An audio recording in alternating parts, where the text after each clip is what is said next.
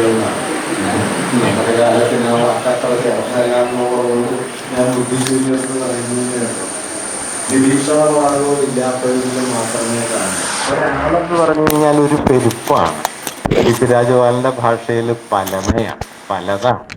അങ്ങനെ പലതായിരിക്കുന്ന മനുഷ്യർ ആ പലയിടങ്ങളിലെല്ലാം ജീവിക്കുന്നതാണ് സ്വാതന്ത്ര്യം.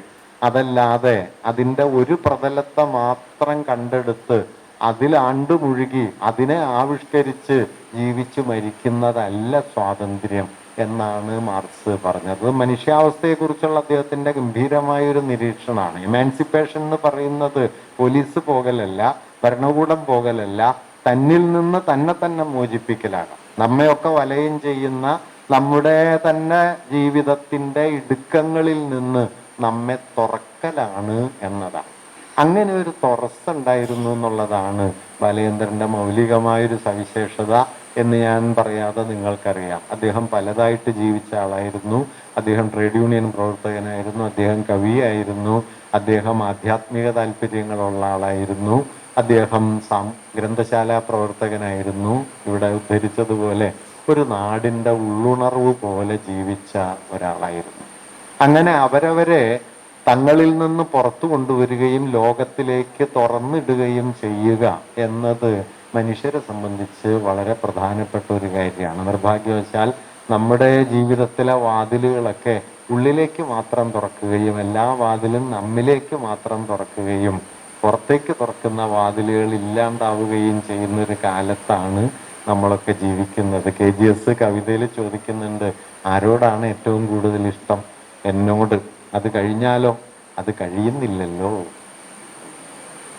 അങ്ങനെ അവസാനിക്കാത്ത ആത്മസ്നേഹത്തിൽ, ആത്മത്തിൽ ഇങ്ങനെ ആണ്ടുമുഴുകി ജീവിക്കുന്നതിന് പകരം ആത്മത്തെ ആകാവുന്നത്ര അപരത്തിലേക്ക് തുറന്നിട്ട ഒരാളുടെ പേരാണ് ബാലചന്ദ്രൻ എന്നതാണ്. അത് ഞാൻ വിശദീകരിക്കേണ്ട കാര്യമല്ല, നിങ്ങൾക്കറിയാം. ആത്മത്തെ ആകാവുന്നത്ര അപരത്തിലേക്ക് തുറന്നിടുന്നതിനെയാണ് വാസ്തവത്തിൽ നമ്മൾ എന്താ പറയുക, നീതി എന്നോ ജനാധിപത്യമെന്നോ സാമൂഹികത എന്നോ ഒക്കെ പറയുന്നത്.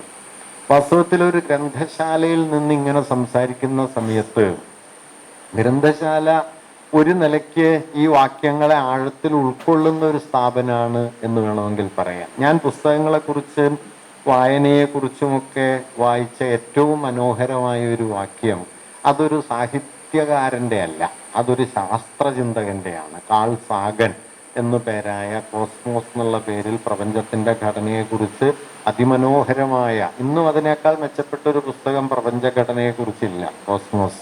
വലിയ ചിന്തകനുമായിരുന്നു അദ്ദേഹം പുസ്തകങ്ങളെക്കുറിച്ച് പറഞ്ഞൊരു മനോഹരമായ വാക്യം ഏതാണ്ട് ഇങ്ങനെയാണ്: a mere look into a book you will begin to hear the sound of another man, perhaps dead for 1000 years. ഒരു പുസ്തകത്തിലേക്കുള്ള വെറും ഒരു നോട്ടം മതി, നിങ്ങൾ മറ്റൊരാളുടെ ശബ്ദം കേൾക്കാൻ തുടങ്ങും.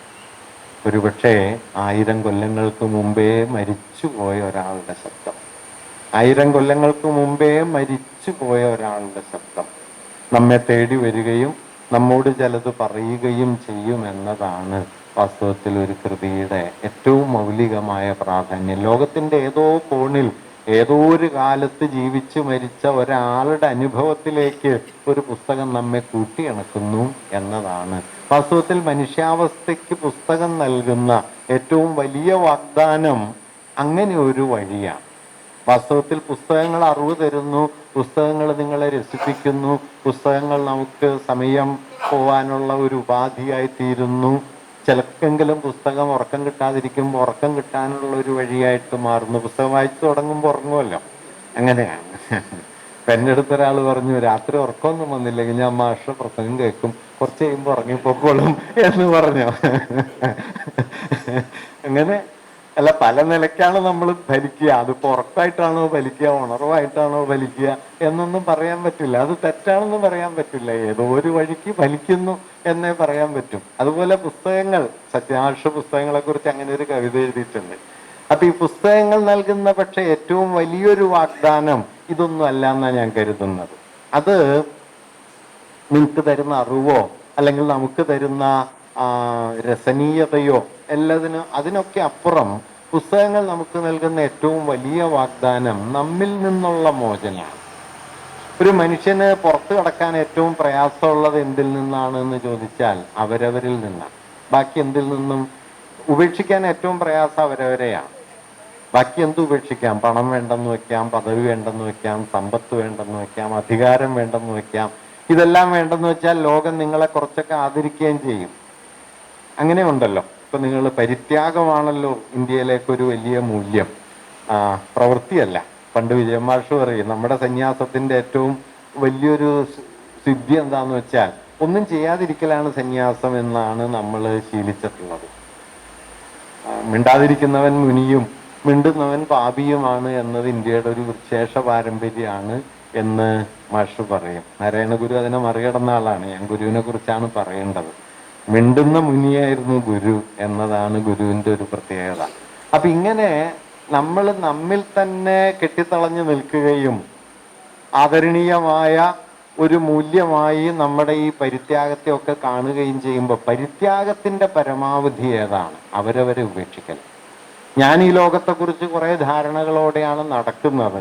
ലോകത്തെക്കുറിച്ചും എന്നെക്കുറിച്ചും ജീവിതത്തെക്കുറിച്ചും ഒക്കെയുള്ള വലിയ ബോധ്യങ്ങൾ എല്ലാ മനുഷ്യരും, അത് ചെറുതാവട്ടെ വലുതാകട്ടെ, എല്ലാ മനുഷ്യർക്കും ജീവിതത്തെക്കുറിച്ച് അവരവരുടേതായ ധാരണകളുണ്ട്, അവരവരുടേതായ വിശദീകരണങ്ങളുണ്ട്. ഈ വിശദീകരണങ്ങൾക്കപ്പുറം കടക്കുക എന്നത് പ്രയാസമാണ്.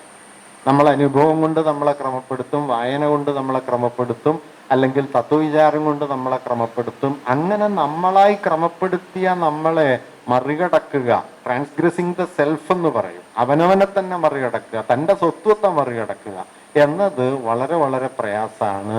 അങ്ങനെ ഒരു പ്രയാസകരമായ മറികടക്കലിൻ്റെ വലിയ വിമോചനത്തിൻ്റെ വാഗ്ദാനമാണ് വാസ്തവത്തിൽ പുസ്തകങ്ങൾ നമുക്ക് നൽകുന്നത്. അതാണ് പുസ്തകങ്ങളുടെ ഏറ്റവും, ആരുടെയോ അനുഭവം, ആരോ ഏതോ കാലത്ത് ജീവിച്ചു മറഞ്ഞ ഒരാൾ അവിടെ നിന്ന് അയാൾ നമ്മെ തേടി വരികയും നമ്മോട് ജീവിതത്തെക്കുറിച്ച് ചിലതെല്ലാം പറയുകയും നാം ജീവിതത്തെക്കുറിച്ചുണ്ടാക്കിയ ബോധ്യങ്ങളെ ഏതോ നിലയിലൊക്കെ അത് അഴിച്ചു പണിയുകയും ചെയ്യുന്നു. അങ്ങനെ ഉറച്ചു നിന്നവരെ ഇളക്കി മാറ്റുന്ന ഒരു പണി വാസ്തവത്തിൽ പുസ്തകങ്ങൾ ചെയ്യും. ബസവേശ്വരനൊരു കവിതയിൽ പറയുന്നുണ്ട്, ഉറച്ചു നിന്നവൻ ഒലിച്ചുപോയി, ചലിച്ചിരുന്നവർ പിടിച്ചു നിന്നു എന്ന്. ഉറച്ചു നിന്നവൻ ഒലിച്ചുപോയി.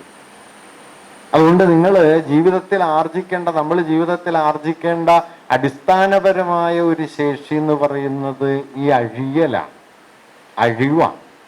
തന്നിൽ നിന്ന് തന്നെ താൻ നേടുന്ന വിടുതിയാണ്, അപരത്തിലേക്കുള്ള നിരന്തരമായ ആഞ്ഞു നിൽക്കലാണ്, ആഭിമുഖ്യമാണ്, തന്നെ ഭേദിക്കലാണ്.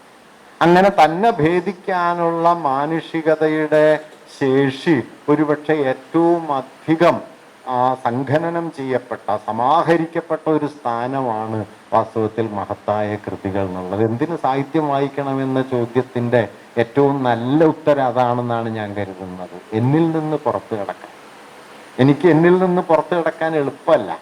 പറയാൻ വളരെ എളുപ്പമാണ്, പക്ഷെ പുറത്തു കിടക്കാൻ ഒട്ടും എളുപ്പമല്ല.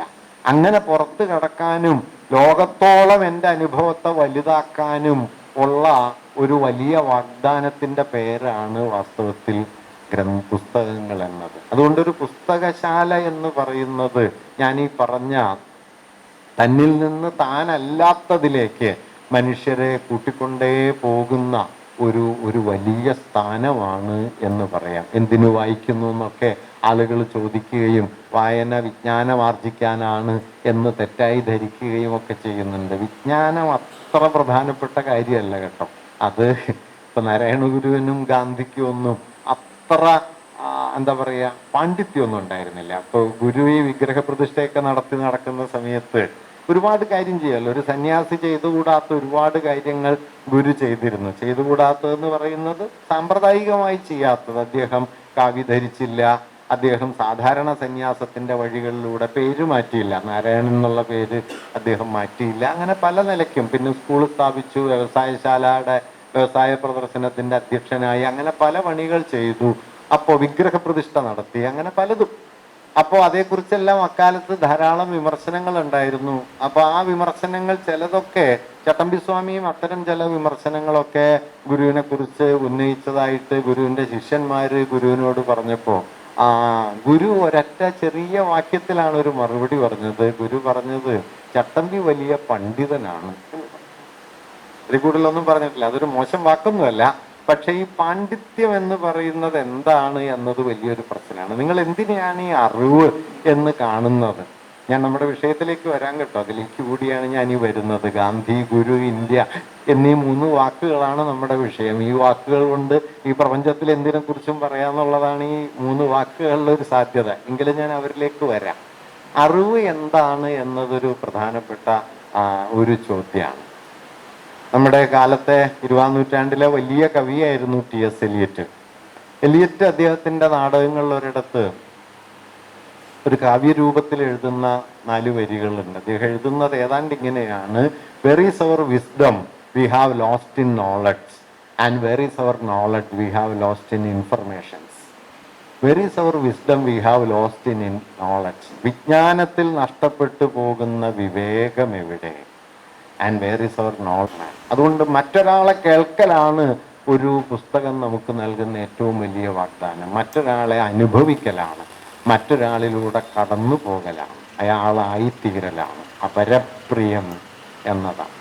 അതുകൊണ്ട് വാസ്തവത്തിൽ ഒരു ഗ്രന്ഥാലയത്തിൽ നിന്ന് ഗാന്ധിയെക്കുറിച്ചും ഗുരുവിനെ കുറിച്ചും പറയുന്ന സമയത്ത് വാസ്തവത്തിൽ ഇങ്ങനെ ഒരു ചേർച്ച ആ ആശയങ്ങൾക്കിടയിലുണ്ട് എന്ന് വേണമെങ്കിൽ പറയാം. കാരണം ഈ ഗാന്ധിയിലും ഗുരുവിലുമൊക്കെ മൗലികമായി ഉണ്ടായിരുന്ന ഒരു ഘടകം എന്താന്ന് ചോദിച്ചാൽ, ഞാൻ ആഴത്തിൽ സ്വയം കരുതുന്ന ഒരു കാര്യം എന്താ വെച്ചാൽ, സമുന്നതമായ രാഷ്ട്രീയവും സമുന്നതമായ ആത്മീയതയും സമുന്നതമായ കലയും സൗന്ദര്യാത്മകതയും ചെന്നു തൊടുന്ന ഒരന്തിമ ബിന്ദു ഉണ്ട് എന്നാണ് ഞാൻ കരുതുന്നത്. അത് നീതി എന്ന ആശയം. നീതിയാണ്. നീതിയെ നിങ്ങൾക്ക് എങ്ങനെ മനസ്സിലാക്കാം? അതിൻ്റെ ജൂറിസ്പ്രുഡൻസിലൊന്നുമല്ല, അതിൻ്റെ നൈയാമിക തത്വങ്ങളിലൊന്നുമല്ല, അതേക്കുറിച്ചുള്ള ഭരണഘടനാപരമായ ആലോചനകളിലൊന്നുമല്ല. എന്താണ് നീതി എന്നതിനെ കുറിച്ചുള്ള ഏറ്റവും ലഘുവായ എന്നാൽ ഏറ്റവും ഗഹനമായ ഒരു വിശദീകരണമായിട്ട് എനിക്ക് തോന്നിയിട്ടുള്ളത് കൺസേൺ ഫോർ ദ അതർ എന്നതാണ്. അപരത്തെക്കുറിച്ചുള്ള കരുതലാണ്. ഈ അപരത്തെക്കുറിച്ചുള്ള കരുതൽ, തന്നിൽ നിന്ന് താനല്ലാത്തതിലേക്കുള്ള ഒരു കടന്നു നിൽക്കൽ, അതിനുള്ള ഒരായൽ, അതിനുള്ള ഒരു ആന്തരിക പ്രേരണയുടെ പേരാണ് വാസ്തവത്തിൽ നീതി എന്നത്. ഏറ്റവും ഉയർന്ന കല വാസ്തവത്തിൽ മനുഷ്യന് വാഗ്ദാനം ചെയ്യുന്നത് ഈ അപ്പുറത്തേക്കുള്ളൊരു ലോകം. നിങ്ങൾ അറിഞ്ഞ ലോകത്തെ ഭേദിച്ച് അതിനപ്പുറത്തേക്ക് ഒരു ലോകം സൃഷ്ടിക്കുകയാണ്. വെലുപ്പള്ളി കവിതയിൽ പറയുന്നുണ്ട്, ഞങ്ങൾ ഇങ്ങനെ ഒരു ഇടുങ്ങിയ ലോകത്താണ് ജീവിക്കുന്നത്, കെട്ട ജീവിതം ഉണ്ടെനിക്കെന്നാൽ മറ്റൊരു കാവ്യ ജീവിതം മഞ്ഞിൽ എന്ന് അദ്ദേഹം പറയും. കവിത കൊണ്ട് ഞാനൊരു പുതിയ ലോകം ഉണ്ടാക്കി അവിടെ പാർക്കും. അത് ഈ കെട്ട ജീവിതമല്ല, അത് മനുഷ്യവംശ സാഹോദര്യത്തിന്റെ ഒരു വേറൊരു ലോകമാണ് എന്ന് അദ്ദേഹം പറയും. ഇത് കലയുടെ വലിയൊരു സാധ്യതയാണ്. ഓരോ കലയും മനുഷ്യാനുഭവത്തിന്റെ അതിർത്തിയെ ഭേദിക്കുന്നുണ്ട്. നമ്മുടെ കാലത്തെ വലിയ സൗന്ദര്യ ചിന്തകനായ റാൻസിയെ പറയുന്നുണ്ട്, ഡിസ്റപ്ഷൻ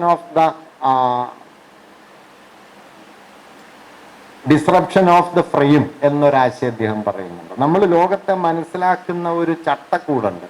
ലോകത്തെ അതിരുതിരിച്ച് നാം വയ്ക്കുന്നുണ്ട്. ഇത് സ്നേഹമാണ്, ഇത് വിദ്വേഷമാണ്, ഇത് വാത്സല്യമാണ്, ഇത് വഞ്ചനയാണ് എന്നെല്ലാം നമ്മൾ ലോകത്തെ ഇങ്ങനെ ക്രമപ്പെടുത്തി വെക്കും. ആ ക്രമത്തെ ഭേദിക്കാൻ നമ്മെ പരിശീലിപ്പിക്കുന്ന ഒരു സ്ഥാപനമാണ് കല. അതുകൊണ്ട് കല വാസ്തവത്തിൽ, നല്ല കല എപ്പോഴും സബ്വേഴ്സീവ് ആണ്, വിധ്വംസകമാണ് എന്നൊരാശയം അദ്ദേഹം പറയുന്നുണ്ട്. എസ്തറ്റിക് പൊളിറ്റിക്കൽ ആകുന്നത് ഒരു പൊളിറ്റിക്കൽ സ്ലോഗൻ അത് ഏറ്റെടുക്കുന്നത് കൊണ്ടല്ല. അങ്ങനെ ഏറ്റെടുക്കുന്നത് ഒരു കുറ്റാണെന്നൊന്നുമല്ല ഞാൻ പറയുന്നത്. ചില ചരിത്രഘട്ടത്തിൽ അത്തരം സമരമുദ്രാവാക്യങ്ങളൊക്കെ കവിതയിൽ വരും. അങ്ങനെ ധാരാളം വന്നിട്ടുണ്ട്. ബലികുടീരങ്ങളെ എന്ന് പാട്ടുണ്ടായിട്ടുണ്ട്. പോരാ പോരാ നാളിൽ നാളിൽ ദൂരം ഉയരട്ടെ എന്ന സമരഗാനം ഉണ്ടായിട്ടുണ്ട്. വന്ദിപ്പിൻ മാതാവിനെ എന്ന് നമ്മൾ പാടിയിട്ടുണ്ട്. അതൊന്നും ഒരു കുറ്റമായിട്ട് കാണണ്ട. ചരിത്രത്തിന്റെ ഒരു ഘട്ടത്തിൽ കവിത അങ്ങനെ ചില ദൗത്യങ്ങൾ ഏറ്റെടുക്കുന്നു, കല അങ്ങനെ ചില ദൗത്യങ്ങൾ ഏറ്റെടുക്കുന്നു എന്നേ ഉള്ളൂ. അതൊരു പോരായ്മയൊന്നുമല്ല. പക്ഷെ റൈൻസിയെ പറയുന്നത് സൗന്ദര്യത്തിന്റെ, കലയുടെ മൗലികമായ വിധ്വംസക ശേഷി, വിമോചന ശേഷി, അല്ലെങ്കിൽ അതിന്റെ അടിസ്ഥാന രാഷ്ട്രീയം എന്ന് പറയുന്നത് അത് ഡിസ്റപ്റ്റീവാണ് എന്നതുകൊണ്ടാണ്. എവിടെയാണത് ഇടയുന്നത്? എന്തിനെയാണത് തകർക്കുന്നത്? അത് അനുഭവത്തെക്കുറിച്ചുള്ള, യാഥാർത്ഥ്യത്തെക്കുറിച്ചുള്ള നാം ക്രമപ്പെടുത്തി വെച്ച ധാരണകളെയാണ് അത് തകർക്കുന്നത്. ഈ തകർക്കലിലാണ് കല വിമോചകമായിരിക്കുന്നത് എന്ന് അദ്ദേഹം പറയും. ഞാൻ പലയിടത്തും പറഞ്ഞ ഒരു ഉദാഹരണം കൂടി തന്നെ ഇവിടെയും പറയാം. ഞാൻ ഈ ഉദാഹരണം ആവർത്തിക്കുന്നതിൻ്റെ ഒരു കുഴപ്പം എന്താണെന്ന് വെച്ചാൽ നിങ്ങൾ കുറേ പേര് ഓൾറെഡി കേട്ട് കാണും. അപ്പോൾ പ്രസംഗം കഴിയുമ്പോൾ ചില ആളുകൾ എൻ്റെ അടുത്ത് ചിലപ്പോൾ പറയാം, ഇന്നും മാഷ തമാശ പറഞ്ഞില്ല കേട്ടോ എന്ന് പറയും. അങ്ങനെ ഓൾറെഡി ഈ തമാശകളൊക്കെ അന്തരീക്ഷത്തിലുണ്ട്. എങ്കിലും ഞാൻ ഈ ആശയം ഒന്നുകൂടി പറയാം. ബഷീർ തത്തുമ്മയുടെ ആട്ടിലെ ബഷീർ ഇങ്ങനെ അലഞ്ഞു തിരിഞ്ഞിട്ട് രാത്രി വീട്ടിലെത്തുന്നു. 6-7 കൊല്ലം കഴിഞ്ഞ് വീട്ടിലെത്തുന്നു. വാതിലിൽ മുട്ടുന്നു. അപ്പോൾ ഉമ്മ വാതിൽ തുറക്കുന്നു. വാതിൽ തുറക്കുമ്പോൾ ഉമ്മ ബഷീറിനോട് ചോദിക്കും, നീയായിരുന്നോ എന്ന് ചോദിക്കും. ചോറ് വിളമ്പി വെച്ചിട്ടുണ്ട്, കഴിച്ചിട്ട് കിടക്കുമെന്ന് പറയും. അപ്പൊ ബഷീർ ആശ്ചര്യത്തോടെ ചോദിക്കുന്നുണ്ട്, ഞാൻ ഇന്ന് വരുന്ന ഉമ്മയ്ക്ക് എങ്ങനെ മനസ്സിലായി? അപ്പൊ ഉമ്മ ഒരു ചെറിയ വാക്യത്തിൽ ഉത്തരം പറയും, ഞാൻ എന്നും വിളമ്പി വെക്കും. 7 കൊല്ലം കേട്ടോ. വാത്സല്യത്തിന്റെ സ്നേഹത്തിന്റെ പരമാവധി അത്ര ലഘുവായൊരു വാക്യത്തിലാണ് ഞാൻ എന്നും വിളമ്പി വെക്കും എന്നത്. ഈ ഉമ്മ തന്നെ കുറച്ചു ദിവസം കഴിയുമ്പോൾ ബഷീറിനോട് പറയും, മോനെ എനിക്ക് 25 റുപ്യ വേണം എന്ന് പറയും. ബഷീറിന്റെ കയ്യിൽ പൈസയൊന്നുമില്ല. എവിടെ നിന്നോ തപ്പിപ്പിടിച്ച് ബഷീർ 25 റുപ്യ ഉണ്ടാക്കി കൊടുക്കുമ്പോൾ ഉമ്മ അപ്പുറം മാറിയിരുന്ന് ആലോചിക്കുന്നത്, ഞാൻ എന്തൊരു മണ്ടിയാണ്, 100 റുപ്യ ഒതുക്കായിരുന്നു എന്നാണ്. ഇത് സ്നേഹം ഇല്ലാഞ്ഞിട്ടല്ല കേട്ടോ, സ്നേഹം ഉള്ളതുകൊണ്ടാണ്. മോനെ പറ്റിക്കായിരുന്നല്ലോ എന്ന് ഉമ്മ കരുതുന്നത് സ്നേഹം ഇല്ലാഞ്ഞിട്ടല്ല, സ്നേഹമുള്ളതുകൊണ്ട്. ഇത് നിങ്ങളെ ബോധ്യപ്പെടുത്താൻ കലക്കേ പറ്റൂ. നമ്മുടെ സാമാന്യ യുക്തിയിൽ വാത്സല്യത്തിന്റെ വിപരീതമാണ് വഞ്ചന. അനുഭവത്തിൽ ചിലപ്പോ വഞ്ചനയിലും ഒരു വാത്സല്യം ഉണ്ടാവും. വഞ്ചന വാത്സല്യമായി തീരും. അത്യനർഘമാ മുഹൂർത്തത്തിൽ ഉത്തമേ നീ മരിക്കണം എന്ന് ചങ്ങമ്പുഴ എഴുതുന്നു. പരമസ്നേഹത്തിന്റെ മുഹൂർത്തത്തിൽ നീ മരിച്ചുപോയാൽ സ്നേഹമൊന്നും ബാക്കി ഉണ്ടാവുമല്ലോ എന്നൊരു കവി ഓർക്കുന്നു. ഇതൊരു അനുഭവത്തിനകത്തുള്ള ഒരു ഡിസ്റപ്ഷനാണ്. നമ്മൾ സ്നേഹമെന്ന് കരുതുന്ന അതിർത്തിയെയാണ് ബഷീർ പൊട്ടിച്ചു കളയുന്നത്. പ്രണയത്തിന്റെ ഒരു അതിർത്തിയെയാണ് വാസ്തവത്തിൽ ചങ്ങമ്പുഴ പൊട്ടിച്ചു കളയുന്നത്. ഇങ്ങനെ കലയെന്ന് പറയുന്നത് വാസ്തവത്തിൽ അതിൻ്റെ സൗന്ദര്യാത്മകതയുടെ തലമെന്ന് പറയുന്നത് അതിൻ്റെ യാഥാർത്ഥ്യത്തെക്കുറിച്ച് നാം ഉണ്ടാക്കിയ ക്രമങ്ങളെ ഭേദിച്ച് അതിൻ്റെ അതിർത്തികളെ പൊട്ടിച്ച് അതിനപ്പുറത്തേക്ക് കൂടി ഒരു ചുവട് വെക്കാനും നമ്മുടേതല്ലാത്തൊരനുഭവ സീമയിലേക്ക് കടന്നു നിൽക്കാനും നമ്മെ പ്രാപ്തമാക്കുന്നു. അനുഭവത്തിന്റെ അതിര് പൊട്ടുന്നു എന്ന് പറഞ്ഞാൽ അതിൻ്റെ ലളിതമായ അർത്ഥം നമ്മൾ മറ്റൊരാളെ അറിയുന്നു എന്നാണ്. കാരണം നമ്മുടെ അനുഭവത്തിന്റെ അതിര് നമ്മളാണ്. ആ അതിര് പൊട്ടുന്നതോടെ നിങ്ങൾ മറ്റൊരാളിലേക്ക് കടന്നു നിൽക്കാൻ തുടങ്ങും. അതുകൊണ്ട് disruption of the real, disruption of the frames of the experience എന്ന് പറയുന്നത് വാസ്തവത്തിൽ മനുഷ്യൻ തങ്ങളിൽ നിന്ന് നേടുന്ന വലിയ മോചനം. ആ മോചനത്തിന്റെ വാഗ്ദാനമാണ് കലയുടേത്. കലയുടെ മൗലികമായ വിപ്ലവശേഷി, അതിൻ്റെ രാഷ്ട്രീയ ശേഷി ഈ ഡിസ്റപ്ഷനാണ്, അല്ലാതെ റെപ്പറ്റീഷൻ അല്ല. പറഞ്ഞുകൊണ്ടിരിക്കലല്ല. പുറത്തു മുഴങ്ങുന്ന മുദ്രാവാക്യം അതേപടി ഇവിടെയും ആവർത്തിക്കുന്നതല്ല കലയുടെ രാഷ്ട്രീയം. മറിച്ച് നാം ലോകത്തെ അതിര് തിരിച്ചു വച്ചതിൻ്റെ അതിർത്തി പൊട്ടിക്കലാണ്. സാർത്തർ ഒരിക്കൽ എഴുതുന്നുണ്ട്, 19-ാം നൂറ്റാണ്ടിലെ ഏറ്റവും മഹിമയുറ്റ സത്യസന്ധമായ വാക്യം വാസ്തവത്തിൽ ഒരു നുണയായിരുന്നു എന്ന്. പാവങ്ങളുടെ ശതാബ്ദിയിലൂടെ നമ്മൾ കടന്നു പോയതേ ഉള്ളൂ. പാവങ്ങളില് ജീൻവാൽജീനെ പോലീസ് ഓഫീസർ പിടിച്ചുകൊണ്ടുവന്ന് മറ്റേ മെത്രാന്റെ അടുത്ത് എത്തിച്ച് മെത്രാൻ ഞാൻ കൊടുത്തതാണ് എന്നെല്ലാം പറഞ്ഞ് പോലീസ് ഓഫീസർ മടങ്ങിപ്പോയി. പിറ്റേന്ന് പോകുമ്പോൾ ഈ വിളക്കുകാലികളൊക്കെ ജീൻവാൽജീന് കൊടുത്തിട്ട് മെത്രാൻ പറയുന്ന ഒരു വാക്യം ഏതാണ്ട് ഇങ്ങനെയാണ്. മെത്രാൻ പറയും, ഈ വിളക്കാലുകൾക്ക് പകരമായിട്ട് ഇനി എന്നും സത്യസന്ധനായി ജീവിക്കാമെന്ന് നീ നൽകിയ വാഗ്ദാനം മറക്കരുത്. നീ നൽകിയ വാഗ്ദാനം മറക്കരുത്, ഇനി എന്നും സത്യസന്ധനായി ജീവിക്കാമെന്ന്. വാസ്തവത്തിൽ അങ്ങനെ ഒരു വാഗ്ദാനം ജീൻവാൽജീന് കൊടുത്തിട്ടുണ്ടായിരുന്നില്ല. അങ്ങനെ ഒരു സംഭാഷണം അവർക്കിടയിൽ ഉണ്ടായിട്ടുണ്ടായിരുന്നില്ല. പൂർണ്ണമായും ഒരു കളവായിരുന്നു. സാർത്തർ പിന്നെ പറഞ്ഞത് 19-ാം നൂറ്റാണ്ടിലെ ഏറ്റവും ധാർമ്മിക ബലമുള്ള വാക്യം ആ കളവായിരുന്നു എന്നാണ്. മലയാളത്തിലെ ഏറ്റവും അനുരാഗവതിയായ ഒരു നായിക ഒരു വേശ്യയായിരുന്നു. അത് കരുണയിലെ വാസവദത്തയായിരുന്നു. ഇത് കലയുടെ ഒരു സാധ്യതയാണ്. ഡിസ്റപ്ഷൻ ഓഫ് ദ റിയൽ, യാഥാർത്ഥ്യത്തിന്റെ അതിർത്തി പൊട്ടിക്കലാണ്. ഇങ്ങനെ അതിര് പൊട്ടി അപ്പുറത്തേക്ക് കടന്നു നിൽക്കാനായിട്ട് നമ്മെ പ്രാപ്തമാക്കുന്ന ഒന്നാണ് കല. അതിർത്തി പൊട്ടിച്ച് തനിക്കപ്പുറത്തേക്ക് കടന്നു നിൽക്കാൻ ഒരാൾ ആഞ്ഞ് തീരുമാനിച്ച് ഇറങ്ങി പുറപ്പെടുന്നതിൻ്റെ പേരാണ് രാഷ്ട്രീയം എന്നത്. ദൈവത്തിൽ അപരത്തെ കാണാനുള്ള പരിശീലനത്തിന്റെ പേരാണ് വാസ്തവത്തിൽ അധ്യാത്മം എന്നത്. അതുകൊണ്ട് ഉന്നതമായ ആത്മീയതയും ഉന്നതമായ രാഷ്ട്രീയവും ഉന്നതമായ കലയും നീതി എന്ന ഒരു ബിന്ദുവിൽ സംഗമിക്കുന്നു എന്നാണ് ഞാൻ പറയാൻ ശ്രമിച്ചൊരു കാര്യം. അങ്ങനെ ഒരു സംഗമ സ്ഥാനത്തെ അഥവാ നീതിയെ തങ്ങളുടെ രാഷ്ട്രീയത്തിൻ്റെയും തങ്ങളുടെ ആധ്യാത്മികതയുടെയും കേന്ദ്രത്തിൽ കൊണ്ടുവന്നു എന്നതാണ് ഒരുപക്ഷെ ഗാന്ധിയെയും ഗുരുവിനെയും നമ്മുടെ കാലത്തെ വലിയ മനുഷ്യരാക്കി മാറ്റുന്നത് എന്നുകൂടിയാണ് ഇതിനർത്ഥം. ഗാന്ധിയും ഗുരുവും ഒക്കെ പല പ്രതലങ്ങളിൽ ജീവിച്ച ആളുകളാണ് എന്ന് നമുക്കറിയാം. അവരെക്കുറിച്ചുള്ള ഏതാലോചനയ്ക്കും എത്രയെങ്കിലും തലങ്ങളിലേക്ക് വ്യാപിക്കാനായിട്ട് കഴിയും എന്നും നമുക്കറിയാം. ഞാൻ അങ്ങനെ അതിവിപുലമായ അവരുടെ ജീവിതത്തിൻ്റെ സമസ്ത തലങ്ങളെക്കുറിച്ചും എന്തെങ്കിലും പറയാനല്ല ഇവിടെ ശ്രമിക്കുന്നത്.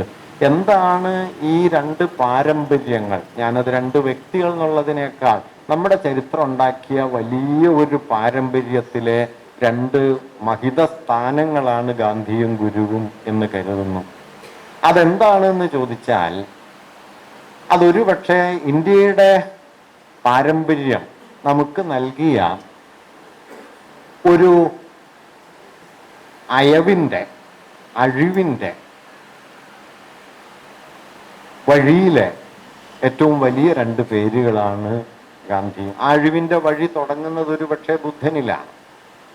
ബുദ്ധൻ ബ്രഹ്മവിഹാരങ്ങൾ എന്ന് പറഞ്ഞ് മൈത്രി, കരുണ, അഹിംസ തുടങ്ങിയ മൂല്യങ്ങളെ അധ്യാത്മത്തിൻ്റെ ദൈവബോധത്തിൻ്റെ കേന്ദ്രത്തിലേക്ക് കൊണ്ടുവരികയും അതുവരെ ഉണ്ടായിരുന്ന ബ്രാഹ്മണ്യത്തിൻ്റെ താർക്കികമായ പരമശരികളിൽ നിന്ന് മാനുഷികമായ ഉദാരതയിലേക്ക് ദൈവമെന്ന ആശയത്തെ മാറ്റുകയും ചെയ്തു. ബുദ്ധമതത്തിൽ ദൈവമില്ല, ദൈവമെന്ന ആശയത്തെ അഴിച്ചു പണിയുകയും ചെയ്തു. അവിടെ മുതൽക്ക് ഇങ്ങോട്ട് ഇന്ത്യ ചരിത്രത്തിൽ ഒരു സമാന്തരധാര ഒഴുകുന്നുണ്ട് എന്ന് വേണമെങ്കിൽ കാണാം. അത് നിങ്ങൾക്ക് മധ്യകാല ഭക്തി പ്രസ്ഥാനത്തിൽ കാണാം, അത് സൂഫി കവിതകളിൽ കാണാം, അത് ഞാൻ നേരത്തെ പറഞ്ഞ രമണ മഹർഷിയിൽ കാണാം, ശ്രീരാമകൃഷ്ണ പരമഹംസരിൽ കാണാം, ഗുരുവിൽ കാണാം, ഗാന്ധിയിൽ കാണാം. ഗാന്ധി കൊല്ലപ്പെട്ടതിന് ശേഷം അന്ന് ഇന്ത്യയിലെ സോഷ്യലിസ്റ്റ് നേതാവായിരുന്ന രാമമനോഹർ ലോഹ്യ ഒരു ലേഖനം എഴുതുന്നുണ്ട്. ആ ലേഖനത്തിൽ ലോഹ്യ പറഞ്ഞത് രാമായണത്തിൽ രണ്ട് പാരമ്പര്യങ്ങളുണ്ട്. ഒന്ന് വസിഷ്ഠന്റെ പാരമ്പര്യം, മറ്റൊന്ന് വാൽമീകിയുടെ പാരമ്പര്യം. വസിഷ്ഠ പാരമ്പര്യം എന്നത് ബ്രാഹ്മണ്യത്തിൻ്റെയും കർക്കശമായ യുക്തിവിചാരത്തിൻ്റെയും രാജത്വത്തിൻ്റെയും ഒക്കെ വഴിയാണ്. വാൽമീകിയുടെ പാരമ്പര്യം എന്നത് കരുണയുടെ വഴിയാണ്. വാസ്തവത്തിൽ നിങ്ങൾ മഹാഭാരതത്തിലും രാമായണത്തിലും ശ്രദ്ധിച്ചു നോക്കിയാൽ ബുദ്ധമതം ഉണ്ടാക്കിയ ഈ കരുണയുടെ വഴി അതിലിങ്ങനെ നിഴൽ വീശി നിൽക്കുന്നത് കാണാൻ പറ്റും. ഇപ്പൊ അശോകനെ കുറിച്ച് റോമില ഥാപ്പർ പറയുന്നുണ്ട്, ധർമ്മപുത്രരെ കുറിച്ച് റോമില ഥാപ്പർ പറയുന്ന ഒരു കാര്യം, അശോകന്റെ നിഴൽ വീണ കഥാപാത്രമാണ് ധർമ്മപുത്രർ എന്നാണ്. കാരണം BC 3-ാം നൂറ്റാണ്ടിനും AD 3-ാം നൂറ്റാണ്ടിനും ഇടയിലെ ഒരു 500-600 കൊല്ലം കൊണ്ടാണ് മഹാഭാരതം ക്രോഡീകരിക്കപ്പെട്ടത്. അതിലെ സൂക്തങ്ങളൊക്കെ മുമ്പേ നിലവിൽ വന്നിട്ടുണ്ടാമെങ്കിലും നാം ഇന്ന് കാണുന്ന രൂപത്തിലേക്ക് ഈ ഒരു 500-600 കൊല്ലത്തിനിടയിലാണ് അത് പരിണമിച്ചെത്തിയത്. ആ പരിണാമ പ്രക്രിയയുടെ ഘട്ടത്തിൽ ഇന്ത്യ ചരിത്രത്തിൽ സുപ്രധാനമായ രണ്ട് സ്ഥാനങ്ങൾ വന്നു. ഒന്ന് ബുദ്ധൻ വന്നു, രണ്ട് അശോകൻ വന്നു. ഈ അശോകന്റെ ഛായയെ വാസ്തവത്തിൽ ബുദ്ധമതത്തിൽ നിന്നാണ് ബ്രാഹ്മണ്യം പിന്നീട് അഹിംസ എന്ന പശുമാംസം കഴിക്കില്ല എന്ന മൂല്യങ്ങളൊക്കെ എടുക്കുന്നത് ബുദ്ധമതത്തിൽ നിന്നാണ്. അതിനു മുമ്പുള്ള കൃതികളിലൊക്കെ നിങ്ങൾക്ക് എത്രയെങ്കിലും മൃഗബലിയുടെ വിശദാംശങ്ങളൊക്കെ കാണാൻ പറ്റും.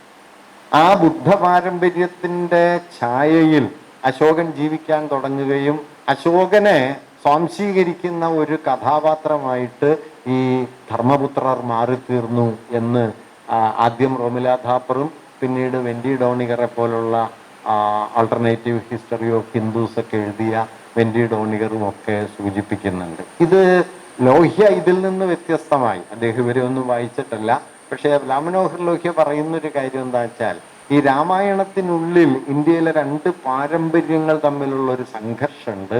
അത് ഒന്ന് ബ്രാഹ്മണ്യത്തിന്റെ വഴിയാണ്, അത് വസിഷ്ഠന്റെ വഴിയാണ്. രണ്ട് കരുണയുടെ വഴിയാണ്, അത് വാൽമീകിയുടെ വഴിയാണ്. എന്നിട്ട് അദ്ദേഹം അത് അവസാനിപ്പിക്കുന്നത് ഈ വാൽമീകിയുടെ വഴിയെ രാമായണത്തിൽ നിന്ന് വീണ്ടെടുക്കാൻ ഇന്ത്യ നടത്തിയ ഏറ്റവും അവസാനത്തെ മഹാപരിശ്രമത്തിന്റെ പേരായിരുന്നു മഹാത്മാഗാന്ധി. അത് വെടിയേറ്റു വീണു. അല്ലാതെ ഗാന്ധി എന്ന് പറയുന്നത്, നമ്മളിപ്പോ ഗാന്ധിയുടെ മതം, ഗാന്ധിയുടെ ജീവിതബോധം എന്നൊക്കെ പറയുമ്പോൾ വളരെ സിംപ്ലിസ്റ്റിക് ആയ സൊല്യൂഷനിലേക്കും സത്താപരമായ നിർവചനങ്ങളിലേക്കും അതിനെയൊക്കെ പ്രതിഷ്ഠിച്ചിട്ട് ഇതാണ് ഗാന്ധി എന്ന് ഉത്തരം പറഞ്ഞ് തൃപ്തമാകുന്ന ഒരു വിചാര രീതിക്ക് വലിയ മേൽക്കയുണ്ട്. സന്തോഷ് നേരത്തെ പറഞ്ഞതുപോലെ അന്തിമമായ തീർപ്പുകളാണ് ഗാന്ധി. പക്ഷേ അന്തിമമായ തീർപ്പേ ആയിരുന്നില്ല ഗാന്ധി എന്നല്ല കേട്ടോ. ലോകത്തെ വലിയ മനുഷ്യരാരും അവര് ഒരേ കാര്യം പറഞ്ഞ് 50 കൊല്ലം ജീവിച്ചവരല്ല. ഗാന്ധിയുടെ 936 ഗംഭീരമായ ഒരു നിരീക്ഷണമുണ്ട്. I do not make the hobgoblin of consistency. അഭിപ്രായ സ്ഥിരതയുടെ ദുർഭൂതത്തെ ഞാൻ കൊണ്ടു നടക്കുന്നതേയില്ല. If I am true to myself from moment to moment, I do not mind the inconsistencies that may flung on my face. ഓരോ നിമിഷത്തിലും ഞാൻ എന്നോട് സത്യസന്ധനാണെങ്കിൽ എൻ്റെ മുഖത്ത് വന്നടിക്കുന്ന അസ്ഥിരതയെ ചൊല്ലി ഞാൻ വ്യാകുലപ്പെടുന്നുമില്ല. ഗാന്ധി ഒരുപാട് മാറിയ ആളാണ്. ഗാന്ധി മാത്രമല്ല, നമ്മളീ പറഞ്ഞ ഗുരു മാറിയ ആളാണ്.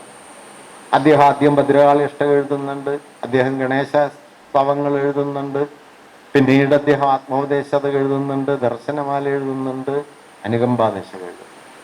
ആദ്യം വിഗ്രഹം പ്രതിഷ്ഠിക്കുന്നുണ്ട്, പിന്നീട് കണ്ണാടി പ്രതിഷ്ഠിക്കുന്നുണ്ട്, കടാവളക്ക് പ്രതിഷ്ഠിക്കുന്നുണ്ട്, സത്യം, ധർമ്മം, ദയ, ശാന്തി എന്ന് 4 വാക്കുകൾ എഴുതി വെക്കുന്നുണ്ട്.